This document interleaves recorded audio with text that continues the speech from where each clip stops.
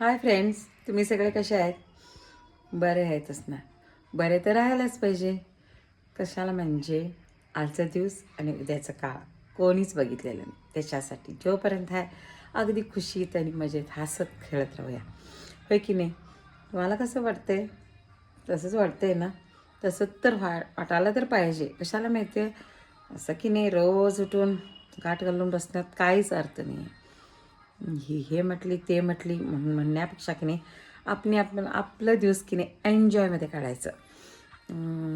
आणि कसं कसं आता तर थंडी भरपूर पडलेली आहे. थंडीत की नाही सकाळ उजळलेलं माहीतच होत नाही आहे. म्हणजे अगदी रजाईमधनं बाहेर यायसारखं वाटतच नाही. कशाला माहिती आहे, आणि झोपूया वाटते. खरं उठल्यावर की नाही नाश्त्याची तर टाईम झालेलं असते, वेळ तर गेलेलं असते. कोण असं म्हणतात की नाही नाश्ता कधी होणार असं म्हणतात. मग घरातली मोठी माणसं पण असतात, त्यांच्यासाठी तर उठावं लागते. आम्हाला नाश्ता तर बी हरकत नाही, त्यांच्यासाठी तर करायचं लागते. त्यांच्यासाठी केल्यानंतर आम्ही तर खाणारच, ते तुम्हाला माहिती आहे. काय करणार, थंडी तर उठायचं तर सीझन मुश्किल आहे. हे सीझनमध्ये ना उठायचं मुश्किल आहे.